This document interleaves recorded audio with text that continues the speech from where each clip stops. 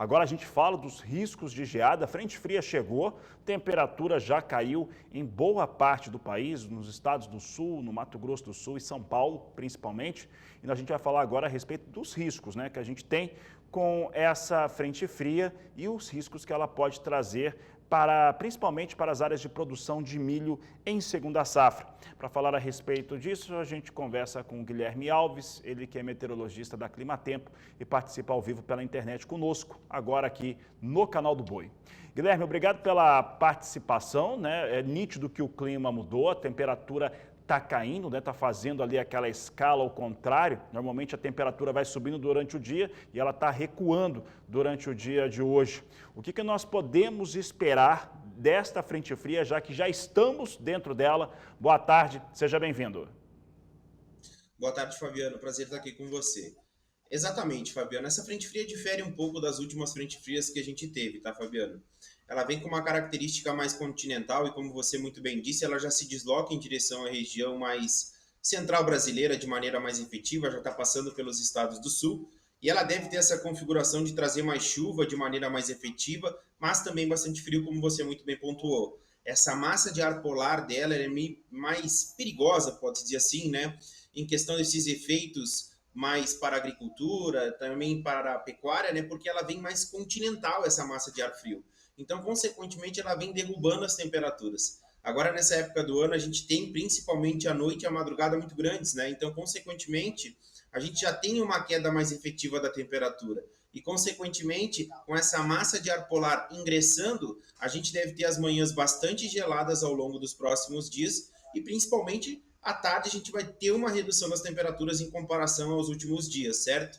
Então aproveito para destacar para você, principalmente esse centro-sul brasileiro, pegando principalmente os estados do Mato Grosso do Sul, Paraná, faixa mais interior do estado paulista e também Santa Catarina e Rio Grande do Sul, onde a magnitude da queda das temperaturas deve ser mais efetiva ao longo dos próximos dias, principalmente entre o dia 29 e o dia 3 de junho, a gente deve ter essa configuração de temperaturas mínimas pelo menos 3 a 5 graus abaixo da média normal agora deste mês de maio e também de junho.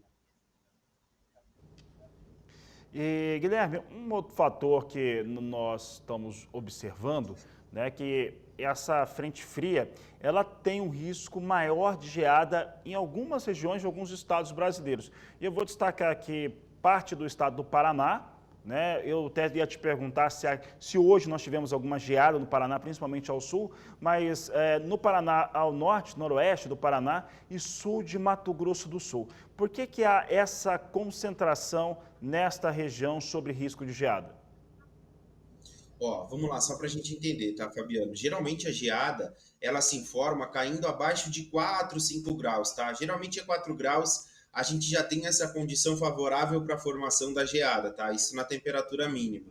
E olhando principalmente para hoje, a gente não teve nenhum registro ainda, porque a gente está embebido ainda sobre essas instabilidades da frente fria que vem se deslocando, mas já para amanhã o cenário começa a mudar, porque a frente fria começa a sair de cena, a nebulosidade e a chuva começa a sair, e amanhã a gente já começa a ver alguns pontos com possibilidade mais real de geada. Aproveito para destacar para você amanhã, principalmente a região sudoeste e sul do Mato Grosso do Sul, tá? Tem essa condição mais propícia, principalmente por ter algumas regiões mais elevadas, ali a temperatura vai cair de maneira mais significativa também, principalmente abaixo dos 4 graus, então vai ter esse fator para a formação da geada. Para a faixa do Paraná, fica para o extremo oeste, tá? Quase na divisa ali com o Paraguai e também com o estado do Mato Grosso do Sul, onde há a possibilidade mais efetiva para a ocorrência de geada. E para o estado do Rio Grande do Sul, fica restrito à faixa oeste. Isso para essa quinta-feira, porque a gente vai ter ainda alguns resquícios de instabilidades, principalmente no Rio Grande do Sul, algumas áreas do Paraná, e essa massa de ar polar não vai ter ganhado tanta força.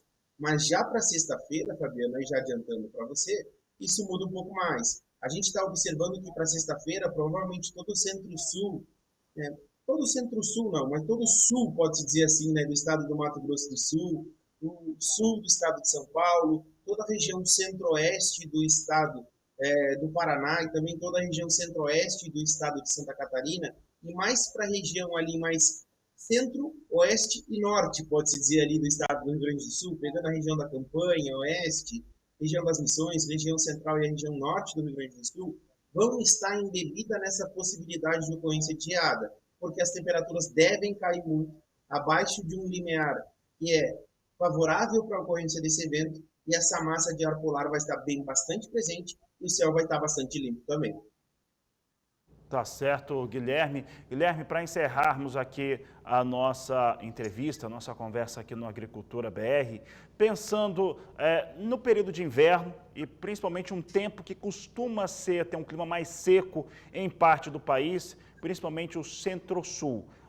O que a gente tinha de previsão no começo do ano era um cenário que não diferia muito do ano de 2024, mas alguns mapas, algumas informações, elas mudaram. O que nós temos agora de previsão para este período que foi muito severo no último ano? A gente vê uma configuração bastante diferente, tá, Fabiano? Quando a gente olha principalmente para o nosso outono, e se a gente voltar lá atrás e relembrar, a gente teve um outono caracterizado por muitas ondas de calor, né? Aqueles períodos extremamente secos. E o nosso outono do ano passado, por ter ficado embebido, pode-se dizer, nesse período muito seco, ele pode-se dizer, deixou essa região central brasileira já meio comprometida para a estação inverno, que é naturalmente a mais seca, certo? Então, esses eventos de onda de calor que foram acontecendo ao longo do nosso outono do ano passado, eles não estão de maneira tão efetiva nesse. A gente já vê a chuva ainda muito presente, a gente não vê esses eventos de maneira tão forte como ano passado, a gente até teve um período de veranico agora nesse outono, mas foi algo muito pontual, não foi forte, como o ano passado, a gente teve várias ondas de calor ao longo do outono, e fortes, né, que afetaram essa condição de chuva, tempo muito seco, e quando a gente chegou no inverno do ano passado, a gente já estava com esse solo muito seco, e consequentemente acabou causando todo aquele cenário de queimadas extremamente preocupante que a gente viu, né, e extremamente robusto também. Para esse ano a gente não vê uma tendência tão forte como no ano passado. O clima dos oceanos, que moldam o clima dos continentes, mudaram um pouco também. A gente tinha uma configuração do El Niño, agora ele saiu de cena. A gente está com um período de neutralidade lá no Pacífico.